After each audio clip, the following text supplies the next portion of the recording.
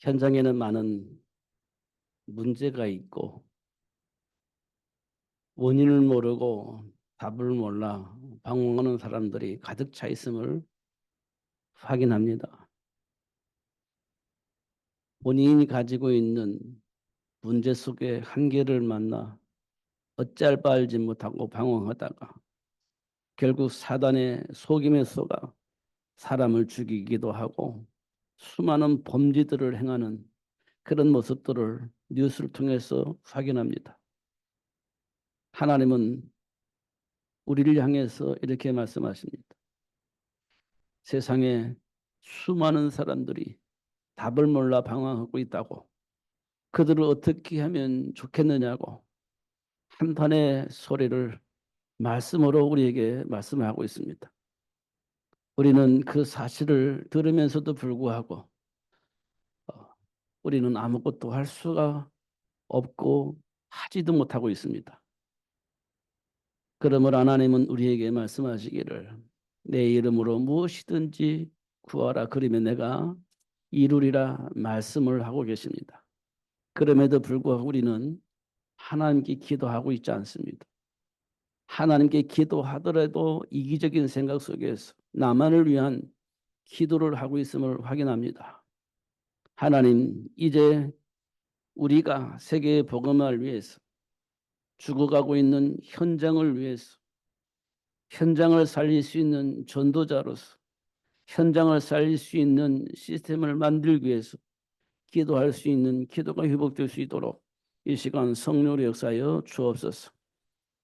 30배, 60배, 100배의 결과를 맺도록 하시겠다 약속하신 주님, 하나님께서 말씀하시기를 형통하게 하시겠다고 약속하신 말씀을 하신 하나님, 진짜 우리가 하나님께로부터 받는 형통의 복, 무엇이든지 되어줄 수밖에 없는 삶의 배경을 알게 하시고 그 배경을 누리며 살 수 있도록 이 시간 역사하여 주옵소서. 응답하시고 축복하여 주옵소서. 예수님 이름으로 기도하옵나이다. 아멘.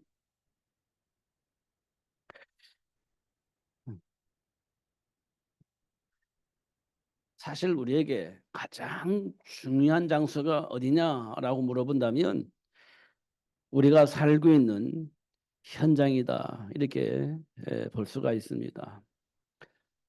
그 현장을 보게 하시려고 하나님께서 오늘 우리에게 예배할 수 있는 시간을 주신 것입니다. 지금 이 예배가 왜 중요하냐? 삶의 현장에 준비된 복을 발견하고 누릴 수 있도록 하기 위해서 하나님께서 이 장소를, 이 공간을, 이 시간을 우리에게 주신 거거든요. 근데 우리는요, 이 장소, 이 시간, 예배가 중요하다고 생각을 하는 겁니다. 어, 사실 왜 중요하냐라고 물어보면 현장에 준비한 복을 응답으로 받을 수 있기 때문에 중요한 겁니다. 이 예배가 중요한 이유예요. 근데 우리는 예배의 중요성만 생각을 하고 있는 겁니다. 현장에 준비된 복을 응답으로 받는 것이 중요한데 예배가 중요하다고만 생각을 하는 거예요. 그러니까 현장을 놓치는 거지. 성경에 보니까요, 하나님께서 아담과 하와에게 말씀을 주셨습니다. 선악과를 먹지 말아라. 먹는다는 정령 죽으리라. 그게 중요한 게 아닙니다. 현장에서 일어날 일들을 이미 말씀을 하신 겁니다. 그럴 일이 있을 것이기 때문에 속지 말아라. 그런 일이 있을 것이기 때문에 그 준비된 축복을 누리지 못하도록 속이는 자가 있을 것이기 때문에 속지 말아라. 그 현장 이야기입니다. 그 응답을 받도록 하기 위해서 하나님과 교제를 하는 겁니다. 그게 예배입니다. 예배 성공은 현장에서 응답 받을 수 있는, 그 복을 누릴 수 있는 응답을 받는 시간이 되는 겁니다. 이게 굉장히 중요한 거예요. 나 오늘 예배 성공해서 이 뭡니까? 현장에 준비한 복을 응답으로 받는 거예요. 그게 예배 성공입니다. 왜냐하면요, 현장에는요, 하나님이 준비한 복, 세계를 복음할 수 있는 복, 현장의 모든 사람을 살릴 수 있는 복이 있습니다. 그걸 우리가 응답을 받는 거예요. 그렇지 않으면 우리는 어떤 삶을 사냐? 저주와 재앙 같은 삶의 문제 속에서 허덕이며 사는 겁니다. 응답 받지 못하면 우리는 문제 속에서 사는 거예요. 재앙 속에서 사는 겁니다. 사람들은 그거 모르니까 운명과 발자라고 얘기를 하고 있는데 그렇게 사는 거예요. 응답받지 못하면. 이런 것도 우리가 확인할 수 있습니다. 언제든지 만나요. 준비된 복을 만날 수도 있고 저주와 재앙 같은 문제를 만날 수도 있습니다. 현장이 공존하고 있기 때문에 만나게 되어지는 겁니다. 거기에 대한 답을 가지고 있는 사람은 복을 누리게 되는 거고 거기에 대한 답을 가지고 있지 않으면 저주와 재앙 같은 삶을 살게 되어지는 겁니다. 그렇기 때문에 하나님께서 우리에게 말씀을 주시는 거예요. 분별할 수 있도록. 분별할 수 있도록 말씀을 주시는 겁니다. 그 말씀을 통해서 내 인생의 답을 얻게 되어지는 겁니다. 그리고 나서 그 힘을 가지고 현장에서 준비한 복을 누리면서 답을 모르는 사람들에게 답을 전달하고 그 복을 누리지 못하는 자들에게 복을 누릴 수 있도록 전달하는 삶을 살 수 있도록 그렇게 축복하고 계심을 확인할 수가 있습니다. 그러니까 답을 가지고 있는 자는요, 어떤 문제를 만나도 상관없어요. 해결할 수 있는 답을 가지고 있기 때문에 상관이 없죠. 저는 뭐 실력이 수준이 막 그렇게 높지 않기 때문에 에, 저희 수준 안에서만 누릴 수 있는 겁니다. 그런데 수준이 높고 실력이 있는 사람들은요, 그 이상의 복을 누릴 수 있죠. 그냥 수준이 높으니까 해결할 수 있는 답을 가지고 있기 때문에 거기에 대한 복을 누릴 수가 있습니다. 그러니까 우리 수준이 높은 거죠. 우리보다 수준이 높은 거죠. 수준이 낮은 사람은 수준이 낮은 만큼의 삶을 누리는 겁니다. 그게 현장에서 드러나는 거지. 그러니까요, 실력이 있는 사람은요, 여기저기서 불러요. 왜냐하면 해결할 수 있는 능력이 있기 때문에 여기저기서 부르는 겁니다. 근데요, 그냥 부르는 게 아닙니다. 그만큼 대가를 지불하고 부르는 거예요. 그게 수준인 겁니다. 근데 수준 낮은 사람은 부르지를 않아요. 왜냐? 해결할 수 있는 능력이 없는데 누가 그를 불렀으면 겠습니까? 그게 이제 삶의 가치가 떨어지는 거죠. 근데 그게 이제 그 사람의 수준입니다. 그럼 어떻게 해야 되겠어요? 수준을 높이면 높일수록 삶의 수준이 높아지는 거죠. 이런 것도 우리가 확인할 수 있습니다. 근데 이 모든 것이 어디에 있냐? 그리스도 안에 있는 겁니다. 이 모든 것이. 그렇잖아요. 이 그리스도 안에는 뭐냐? 하나님 준비한 복을 누리면서 인간의 정체성을 알리는 삶을 살게 하는 겁니다. 그걸 보고 우리는 전도라고 얘기를 합니다. 이거는요, 실력이 있어서 전도하고 실력이 없어서 전도를 못하고 그런 게 아닙니다. 삶의 가치를 발견하면 인생의 답을 알면 말하게 되어져 있는 겁니다. 우리가요, 어떤 스포츠라든지 어떤 기능을 가지고 있어서 전문가가 됐다고 생각해 보세요. 그 부분을 술술술술 나오게 되어 있는 겁니다. 사실이니까. 그게 어렵지 않아요. 전문가니까 이 분야에 대해서만큼은 막힘없이 말할 수 있습니다. 그렇죠. 우리가 그리스도 안에 있는 축복을 발견하면 그리스도 안에 있는 축복을 거침없이 말할 수 있어요. 사실이니까. 하나님은 우리에게 그렇게 축복하고 계시는 겁니다. 이건 우리끼리만 누리는 게 아니에요. 모든 사람이 알아야 할 겁니다. 우리끼리 안다면 이게 종교죠. 하나님은요, 세계 모든 사람이 하나님 주신 복을 누릴 수 있도록 개방을 하고 모든 사람에게 복음을 증거하도록 하나님 역사를 하고 있는데 우리 기독교인들끼리만 그게 종교가 되는 겁니다.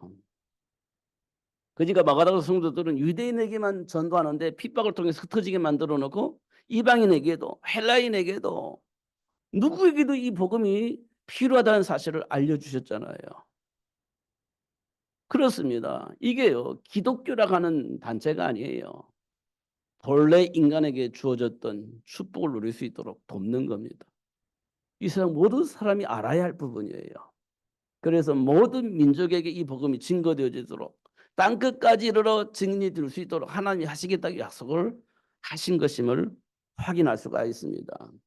그러니까 지금 우리는요, 지금 우리가 가지고 있는 문제 해결하기 위해서 막 이거 아주 좁은 수준의 어떤 수준을 가지고 하나님께 기도하고 예배하고 그런 수준을 넘어서야 되는 겁니다. 음, 난 응답 받았어. 그거 수준 넘어서야 돼요. 뭐냐냐? 모든 사람이 이 복음을 듣도록 하나님 역사하시는 시간표에 우리가 와 있기 때문에 단순하게 내 문제 응답 받았다. 이것 가지고 우리가 기뻐하고 좋아할 일이 아니에요. 모든 사람이 이 복음이 전달되어야 됩니다. 그렇지 않으면 왜냐하면 이 세상 모든 사람이 지금 답이 없어서 방황하고 있거든요. 고통 속에. 그러니까 어떻게든지 이거 해결해 보려고 어디가 뭐 여기저기 찾아다니는 겁니다. 해결해 보려고. 해결책이 있나요? 없습니다. 내가 답이 없으면 해결책이 없어요. 뭐 그리스도 1000번 만번 외치고 막 세계복음 외친다 할지라도 내가 그 속에 답이 없으면 나도 또 역시 방황하는 겁니다. 왜냐? 답이 없는 겁니다. 그래서 뭐 이 교회 가보고 저 교회 가보고 다 돌아다녀 봅니다. 왜냐? 내가 위로받고 싶고 내가 힘을 받고 싶은 거예요. 위로해 줄 수 있는 어디 없을까? 나에게 힘을 줄 수 있는 어디 없을까? 찾아다니는 겁니다. 왜? 힘들으니까. 뭐 그리스도 안다면서요. 그리스도가 내게 힘이 안 돼. 위로가 안 돼. 그러면 위로받을 수 있는 어디 찾아가게 돼 있는 겁니다. 그게 지금 이 땅의 모든 사람들이 하고 있는 방황입니다. 이런 부분도 우리가 확인을 하셔야 됩니다. 이런 부분을. 그래서 예수님 오셨잖아요. 그래서 예수님 오셨잖아요. 예수님께서 이렇게 말씀하셨잖아요. 내가 곧 길이요 진리요 생명이니 나로 말미암지 않고는 아버지께로 올 자가 없느니라. 그렇습니다. 정말 예수께서 답이 나와야 돼요. 그렇지 않으면 맞았다 틀린다 아니다 맞다 이렇게 갈등하면서 방황하는 거예요. 누가 맞습니까? 누가 틀립니까? 수준 따라서 다르겠죠. 그러나 그리스도 없으면 연합할 수가 없습니다. 이 부분 우리가 분명히 확인해야 됩니다. 참 이번에 반갑게 우리 교회에서 신앙생활을 해왔던 그 김정한 집사님은 장로님이 되셨는데 만났습니다. 반가웠습니다. 와, 반갑습니다. 그랬어요. 그래서 제가요, 반가웠어요. 그래서 우리 애들도 왔다고 그랬습니다.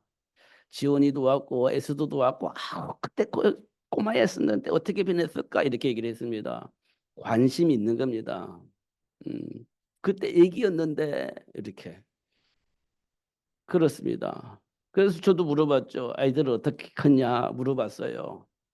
근데 에, 그 성재가 190이래요. 근데요 말랐대요. 그래서 제가 금방 생각난 단어 사람이 있었습니다. 아, 언약이 같겠구나. 아, 이렇게 생각이 났어요. 그래서 성준이는요 옛날에 곰돌이 풀하고 했는데 어떻게 됐어요? 그랬더니 살이 쪘어요. 이렇게 얘기를 해요. 이제 곰돌이가 아니라 곰이 됐습니다. 뭐 이런 거죠. 그 어떻게 지내고 있냐 했더니 직장 생활하고 있습니다. 그렇게 얘기를 하더라고요. 반가웠습니다. 그러니까 과거에 관계되어 있는 사람들이 관심 있으니까 물어보는 거예요. 그러면서 박 시사님은 신앙생활 잘 하고 있습니까? 물어보고 그랬습니다. 관심이 있는 거죠. 그렇습니다. 예. 우리가 하나씩 하나씩 확인하면 멀리 떨어져 있는 것처럼 보이지만 복음 안에서 소통을 하고 있다는 것을 다시 한번 확인을 하게 되어진 겁니다. 우리는요 세계복음화 현장복음화 때문에 하나님께로부터 부름받은 자들이에요. 멀리 있든지 가까이 있든지 그 안에서 소통이 되어져야 맞는 겁니다. 그게 굉장히 중요한 일이에요. 그렇지 않으면 우리가 우리 마음속에 있는 감정으로 인하여서 다른 걸 생각할 수가 있게 되어지는 겁니다. 그게요, 사탄의 교묘한 이간질이에요. 이런 부분도 우리가 알게 된다면 그리스도로 말미암아 답을 얻게 되고 이간질 당하지 않고 누리며 살 수 있는 축복이 회복되어지는 것을 우리가 알 수 있습니다. 그런데요, 이걸 누가 막아요? 막을 수가 없습니다. 그리스도 안에 있으면 막혀지질 않아요. 이간질 당하지 않습니다. 이런 부분들을 우리가 꼭 확인을 해야 됩니다. 중요한 것은 순간순간 나도 모르게 공격을 당한다는 거예요. 나도 모르게 무의식 속에 뿌리 내리는 그 상처로 인하여서 자존심으로 인하여서 순간순간 나도 모르게 공격을 당한다는 겁니다. 현장에서. 그걸 이겨먹으려면 당하지 않으려면 우리가 하나님이 약속하신 말씀이 우리 안에 각인되어져야 됩니다. 툭 치면 나올 수 있을 만큼 복음으로 각인되어져야 돼요. 그러면요, 누릴 수 있습니다. 요셉이 형통한 복을 누릴 수 있었던 것은 복음으로 각인되어져서 그것이 항상 내 안에서 튕겨져 나왔기 때문에 그렇습니다. 상처가 자존심이 나오기 전에 복음으로 그걸 해결을 할 수 있었기 때문에 그 복을 누릴 수 있었던 겁니다. 하나님은 저와 여러분에게 그 복을 지금 우리에게 누릴 수 있도록 역사하고 계시는 겁니다. 왜냐하면 현장을 복음화해야 되니까. 세계를 복음화해야 되니까. 지금 전 세계에요, 그 종족이잖아요. 종족. 그들이 하는 그 TV 같은 데 보면 항상 뭘 하고 있냐면 어떤 신을 숭배를 해요. 종족들. 어떤 신을 숭배하면 자기들만의 어떤 세계 속에서 살고 있다는 사실을 확인할 수 있습니다. 그게 우상 숭배거든요. 그 현장에 왜 그 짓을 할까? 그게 전통이에요. 그 전통을 무시할 수가 없어요. 무시하면 어떻게 해요? 살아남을 수가 없어요. 그 전통을 지키기 위해서 사람을 죽이는 일에 아끼지 않아요. 왜냐? 그 전통 무너지면 끝나는 거니까. 자기 종족이 존재할 가치가 이제 없어지는 거니까. 그걸 지키기 위해서 사람 죽이는 것도 그렇게 쉽게 할 수 있습니다. 그러면서 우상숭배하는 겁니다. 그 현장에 이 복음이 들어가야 된다는 거예요. 그래서 237 나라 5천 종족 이렇게 얘기를 하는 겁니다. 그 현장에 누군가가 복음 들고 들어가야 되는 거죠. 누군가가. 이걸 위해서 하나님 지금 우리에게 훈련을 하고 계신다. 이렇게 보시면 틀림이 없습니다. 그럼 어떻게 알아야 돼요? 그래서 하나님 우리에게 언약을 주신 거예요. 언약 안에서 분별할 수 있도록. 언약 안에 숨겨져 있는 축복을 발견하고 누릴 수 있는 지혜가 회복될 수 있도록 하나님이 역사하신다는 사실을 확인할 수가 있습니다. 그래서 우리가 말씀을 잘 들어야 돼요. 예배의 성공은요, 말씀을 듣고 답을 얻는 겁니다. 그 속에서 힘을 얻는 거예요. 그게 예배 성공입니다. 그렇지 않으면 우리가 실패하는 겁니다. 성경을 보면 하나님이 원하는 자를 부르셨다 이렇게 말씀을 하셨어요. 왜 하나님이 원하는 자를 부르셨을까? 뭐 준비된 사람 불렀을까? 아니면 수준이 높은 사람 불렀을까? 아니면 하나님의 계획을 이룰 수 있는 준비된 사람을 불렀을까? 확인해 보니까 그렇지 않아요. 그냥 뽑은 거예요. 수준과 상관없이 뽑은 겁니다. 배경과 상관없이 뽑은 거예요. 저와 여러분이 뽑힌 겁니다. 그런데 우리 수준이요, 드러나잖아요. 우리 배경도 드러나잖아요. 그럴 수밖에 없는 배경을 가지고 있는 겁니다. 그런데 하나님 우리를 뽑은 거예요. 하나님 자녀로. 드러나는 건 어쩔 수가 없어. 우리 수준이 그런 거니까. 그런데도 불구하고 하나님께서 우리에게 뭐라고 말씀하시냐. 내가 너를 자녀 삼았다. 이렇게 말씀을 하고 있는 겁니다. 그러면서 뭐라고 말하느냐. 하늘과 땅의 모든 권세를 가지고 있는 내가 세상 끝날까지 너희와 항상 함께 있을 거야. 걱정하지 마. 염려하지 마. 이렇게 말씀을 하고 계시는 겁니다. 두려워하지 마. 내가 너와 함께 할 거야. 이렇게 말씀을 하고 계시는 겁니다. 근데 우리는 수준 가지고 얘기하잖아요. 수준은 다 똑같아요. 성경에 보니까 망할 사람들이에요. 하나님의 영광에 이를 수가 없고 본질상 진노의 자녀예요. 우리가 볼 때는 수준이 높고 수준이 낮은 것처럼 보이지만 본질상 진노의 자녀고 하나님과 함께 할 수 있는 자기를 가지고 있는 사람, 이 세상에 하나도 없다는 하나도 없습니다. 그렇기 때문에 하나님께서 그냥 뽑은 거예요. 저와 여러분 뽑힌 겁니다. 이걸 보고 우리는 뭐라고 말하냐? 하나님의 은혜 이렇게 얘기를 합니다. 은혜. 하나님이 아브라함을 복의 근원으로 불렀잖아요. 수준이 높아서 그런 게 아니에요. 기근 만나니까 아브라함이요. 하나님 떠나버리잖아요. 수준이 그 정도입니다. 아브라함이 복의 근원인데 기근 만나니까 떠나버려요. 뒤도 돌아보지 않고 떠나버립니다. 그런 사람을 하나님께서 복의 근원으로 부르신 거예요. 예수님이 수제자로 불렀던 베드로예요. 위기가 오니까 예수님을 저주하면서 또 돌아서 버립니다. 수준이 그 정도예요. 그런 사람을 예수님은 사랑 나눈 업으로 부르셨다는 겁니다. 드러나는 거예요. 그리고요, 보니까요, 로마의 주역으로 받은 바울은요, 핍박자예요. 바리새 사상 속에서 하나님의 말씀을 듣지 못하는 그런 핍박자입니다. 잘 확인해 보면 그래요. 근데 그런 바울을 로마를 복음할 수 있도록 하나님께서 축복하셨다는 거예요. 이 수준은 저와 여러분 다 똑같습니다. 본질상 진노의 자녀고 하나님의 영광에 이를 수 있는 존재가 되지 못합니다. 그런데 하나님을 부르신 거예요. 그리고 뭐 합니까? 세계를 복음할 수 있는 렘넌트 준비하라 이렇게 말씀을 하고 있는 그런 자에게 세계를 복음할 수 있는 렘넌트 준비하라 이렇게 말씀을 하고 있는 겁니다. 그러면서 베드로에게는 어린 양을 뭐 내가 준비한 어린 양이 있는데 거의 잘 양육해 이렇게 얘기를 하고 있는 겁니다. 아니 수준이 맞아야지. 그런데 그 수준으로 만들어 가십니다. 하나님께서. 이삭을 준비할 수 있는 수준으로 하나님 준비한 어린 양을 양육할 수 있는 수준으로 현장을 복음하고 세계를 복음할 수 있는 수준으로 하나님께서 만들어 가셨어요. 그 일 때문에 하나님을 불렀기 때문에 그 일을 할 수 있는 수준으로 하나님을 만들어 가시는 것을 확인할 수 있습니다. 이걸 우리는 훈련이라고 합니다. 훈련. 그건 어디에서 하냐? 현장에서. 삶의 현장에서. 인간관계를 통해서. 삶 속에서 만나는 문제를 통해서 훈련을 하시는 것을 확인할 수 있습니다. 언약 안에서 봐야 되는 거예요. 그게 훈련이라는 것을 하게 되는 겁니다. 훈련이라는 걸 받는 거예요. 그렇지 않으면 내 감정 속에서 내 세상 속에서 살게 되는 건데요. 그리고 훈련이라는 건 되지 않습니다. 하나님 주신 말씀 속에서 내 삶의 현장을 내 안에 있는 감정과 내 생각을 점검을 하는 거예요. 그 돌아서게 하는 겁니다. 그걸 보고 훈련이라고 합니다. 내 감정에 갇히면 그 훈련을 못 받아요. 그래서 어쩔 수 없이 내 안에 있는 것을 드러낼 수밖에 없는 도저히 하나님과 함께 하지 않으면 안 된다라고 하는 현장이 되도록 하나님이 역사하시는 겁니다.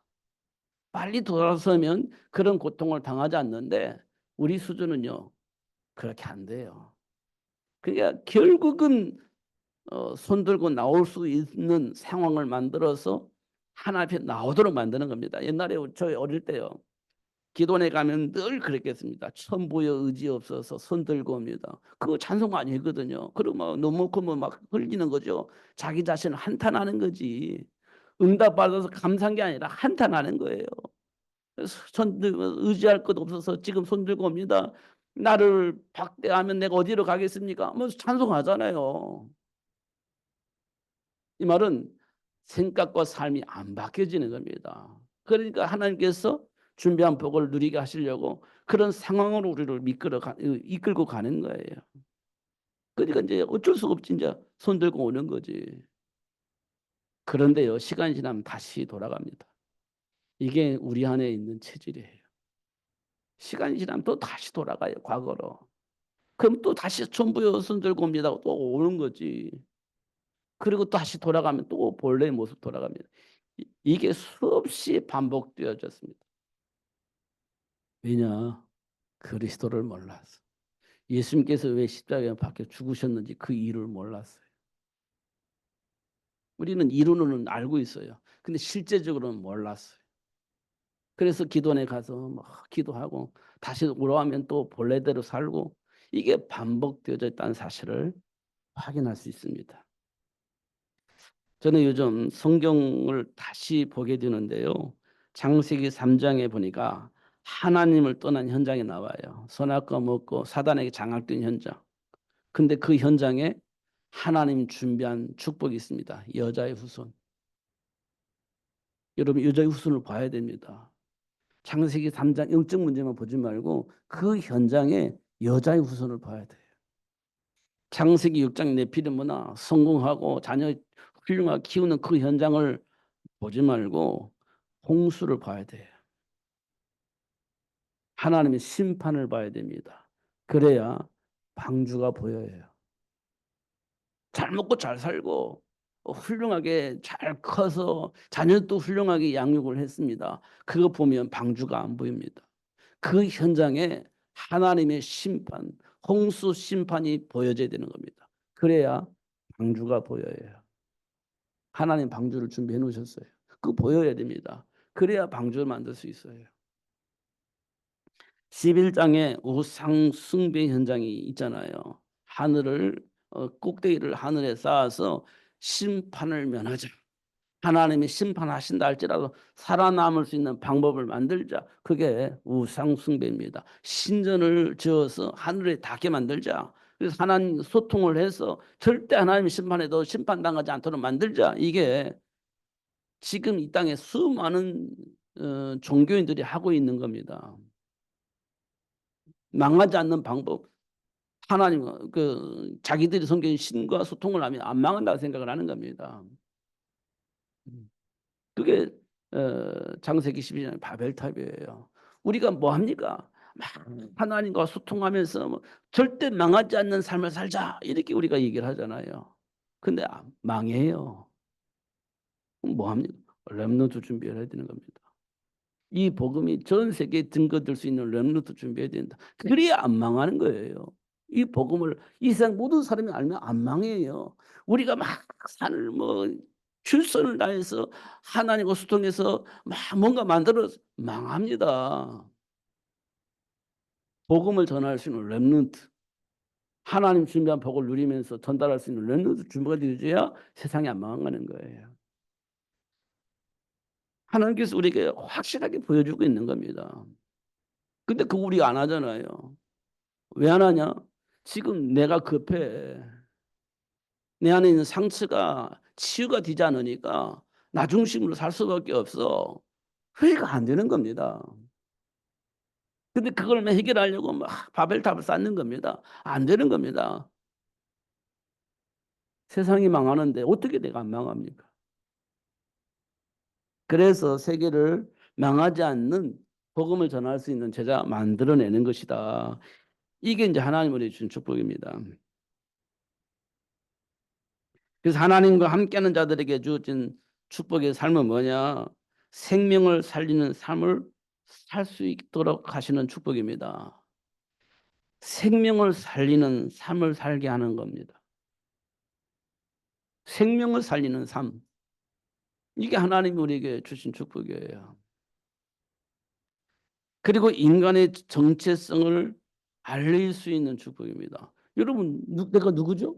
모르잖아요. 그냥 인간이지. 그냥 막 열심히 사는 인간이지. 그런데 하나님이 우리에게 주신 정체성은 뭐냐? 저주와 지향의 세력을 이겨먹을 수 있고 하나님 준비한 복을 누릴 수 있도록 준 축복이에요. 그게 정체성입니다. 그거 알리는 삶을 살 수 있도록 하나님 준비하셨어요. 그 복을 발견하고 누릴 수 있도록 하나님께서 축복을 하셨다는 겁니다. 그런데 중요한 것은요. 잃어버렸어요. 그래서 사단에 장악되어 있는 겁니다. 그런데도 불구하고 하나님이요. 그 사단의 일을 멸하시고 잃어버린 정체성을 회복할 수 있도록 예수님을 이 땅에 보내주셨다는 겁니다. 그 사실을 알리는 삶을 누릴 수 있도록 축복하셨다는 거예요. 여러분 이게 잘 들려져야 됩니다. 이거 굉장히 중요한 겁니다. 이거 지금 몰라가지고 지금 우리가 고통 속에 막 싸우고 살고 있거든요. 이거 몰라가지고 서로 이간질 당해서 분쟁하고 있거든요. 왜냐? 그렇지 않으면 내가 살 수가 없어. 이 생각 속에서 지금 살고 있는 거거든요. 지금 이 세 가지가 굉장히 중요한 겁니다. 하나님이 자녀에게 주어진 축복입니다. 그런데요, 인간이 이해할 수 없도록 하나님 역사를 하세요. 인간이 이해할 수가 없어요. 홍해바다, 여러분 이해가 됩니까? 처녀가 잉태의 아들을 낳았으면 이해가 되십니까? 안 되잖아요. 바위에서 샘물이 터져요. 이거 여러분 이해가 되십니까?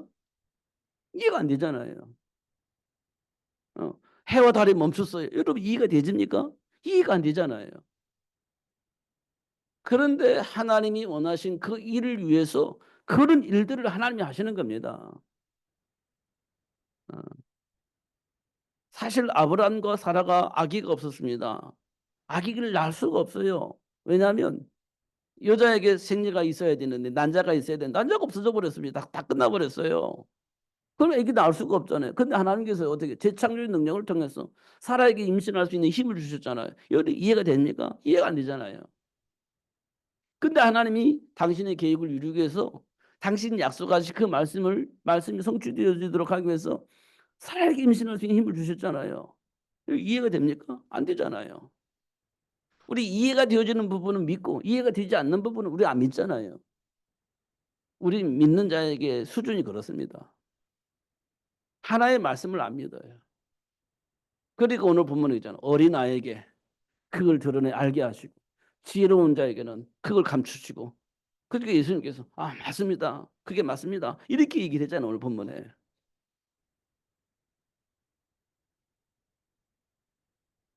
왕비가 된 에스더에게 주어진 사명이 뭡니까? 왜 에스더가 왕비가 됐을까? 그러니까 에스더가 이렇게 말해요. 이것 때문에 내가 왕비가 된 거 아니겠습니까? 이게 에스더가 고백이에요. 이것 때문에 내가 왕비 된 거 아니에요? 내가 죽으면 죽겠습니다. 그렇게 고백을 해요. 에스더가. 그잖아요. 그러면서 유대인들이 생명이 보존이 돼요. 만약에 에스더가 없었다면 유대인 다 죽죠.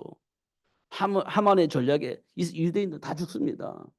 근데 그것 때문에 에스더가 왕비가 되었다는 사실을 에스더가 알아요. 근데 그걸 어떻게 해요? 할 수가 없어요.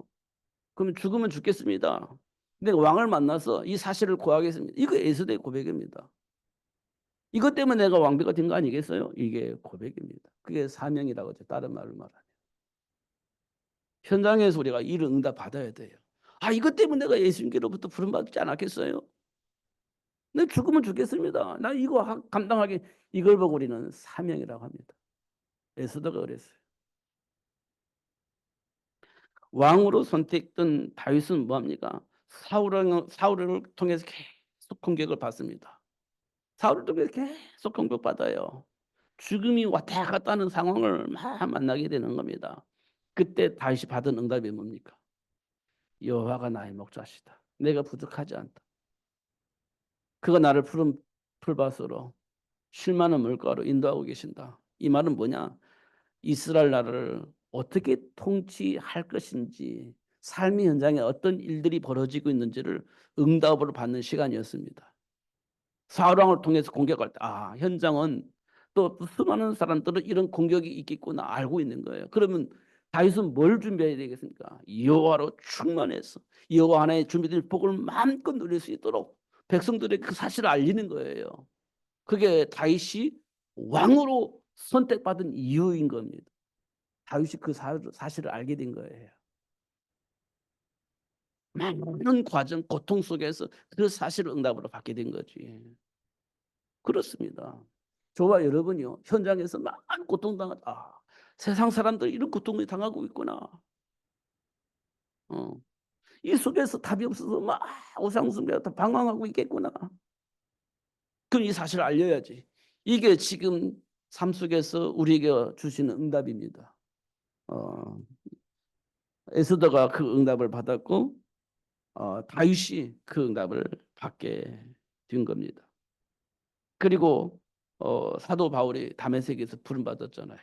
바리새 사상 속에서 철저하게 하나님 영광을 위해서 살고 있었는데 답이 없다는 사실을 알게 되잖아요. 제가 지금 무슨 짓을 하고 있었는지를 알았잖아요. 바울이 하나님의 영광을 위해서 목숨을 바치겠다 했는데 하나님과 전혀 관계가 없는 삶을 살았다는 사실을 알게 됐잖아요. 다메섹에서. 그러니까 야, 이방인들에게 헬라인들에게 이스라엘 백성들에게 이 복음을 증거하도록 하기 위해서는 하나님 나를 불렀구나 이렇게 깨닫게 되잖아요. 그러면서 뭐 합니까? 자기 과거의 배경을 배설물로 버리고 오직 예수로 딱 결론 내잖아요. 사명을 깨닫고 나니까 딱 정리가 되는 겁니다. 이런 것도 우리가 확인할 수가 있습니다. 그러니까요. 우리가 우리 수준으로 감당할 수 있겠냐? 아니요. 내게 능력 주시는 예수 안에서 감당이 되는 겁니다. 그 예수라는 것이 최고의 지식이고 최고의 능력이 되는 겁니다. 이런 부분도 우리가 수없이 들었던 내용인데요. 삶 속에서 이게 확인이 되어져야 됩니다. 왜냐하면 우리는 늘 한계를 만나니까 그 한계를 넘어서려면 예수를 모르면 영적 배경을 모르면 한계를 넘어설 수가 없는 겁니다. 그 어느 누구도. 내 생각 속에서 사는 거니까. 내 과거의 배경 속에서 내가 사는 것이기 때문에 한계를 만나면 극복이 안 돼요. 예수를 모르면. 영적 배경을 모르면 그 한계를 넘어설 수가 없는 겁니다. 그건 어느 누구도. 그래서 현장에 예수님께서 3년 동안 공생애를 하시잖아요. 수많은 사람이 고통 속에서 방황하고 있는 겁니다. 영적 문제, 해결할 수 있는 질병의 문제, 말로 표현할 수 없는 고통 속에서 방황하고 있다는 사실을 알게 돼요. 해결하고 싶은 욕망이 있어가지고. 근데 예수님이 다 현장에 다니면서 문제 다 해결해 주셨잖아요. 3년 동안. 현장의 사람들 어떻게 지금 살고 있는지. 바리새인들 지금 뭐 하고 있는지. 지금 다 보여주고 있는 겁니다. 3년 동안. 하나님은 저와 여러분에게 예수 믿는 우리에게 지금 너 뭐 하는 짓이냐? 너 뭐 하고 있어? 이렇게 지금 질문한다면 우리가요. 할 말이 없습니다. 사실은. 할 말이. 오직 내 안에 있는 수준 속에서 생각하고 판단하고 그 안에서 살고 있기 때문에 예수님께서 또 도대체 뭐 하고 살아서 지금까지 이렇게 질문한다고 해도 우리가 할 말이 없습니다. 바리새인들이 있거든요.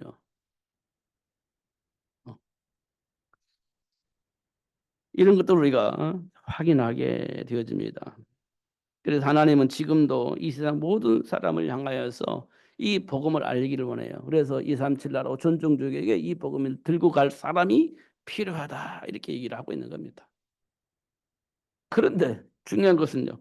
80 먹은 모세를 불러가지고 야 지금도 이스라엘 백성들이 애굽에 노예 생활하고 있는데 가서 이스라엘 백성들을 좀 해방시켜 이렇게 얘기를 하는 겁니다.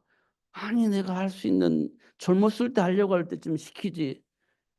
40대 자기 막 있었잖아요. 뜨거웠잖아요. 자기 백성을 막 돌아볼 마음이 있어서 막 뜨겁게 열정적으로 했잖아요.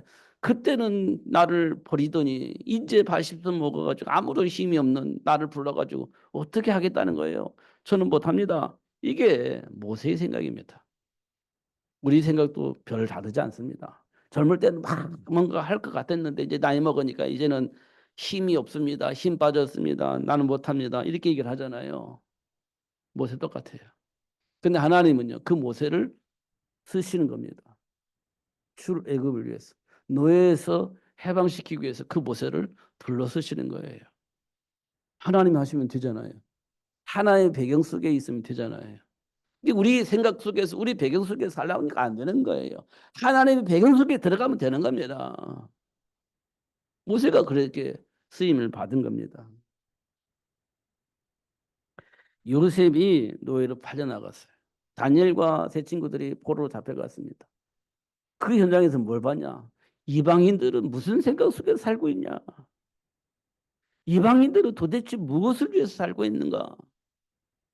이방인들은 지금 무슨 법을 만들고 무슨 행위를 하고 있는가? 이걸 다 본 겁니다. 노예로 팔려가서 보았고 포로로 잡혀가서 그 본 겁니다. 이방인도 도대체 무슨 생각 속에 살고 있는지 무엇을 위해 살고 있는지 본 겁니다. 그래서 그 현장에 살아계신 하나님과 함께 삶의 비밀이 필요했습니다. 그래서 하나님과 교제하면서 하나님 준비한 복을 누리면서 살아계신 하나님과 함께하는 삶이 무엇인지 알려준 겁니다. 그게 요셉이고 다니엘과 세 친구들입니다. 이방인들은 지금 무슨 생각 속에 살고 있는지, 어디에 갇혀서 살고 있는지, 그들은 무엇을 위해서 발버둥을 치고 있는지 다 본 겁니다. 그 현장에 예수가 필요했던 거예요. 살아계신 하나님과 함께하는 자의 복이 무엇인지 알릴 수 있는 기회였습니다. 그 배경을 알아야 그 얘기할 거 아니에요. 그래서 요셉이 그 복을 애굽의 총리가 돼서 말하기, 다니엘은요 느부갓네살 왕 앞에서 그 사실을 말할 수 있는 삶의 축복을 말하게 되어진 겁니다.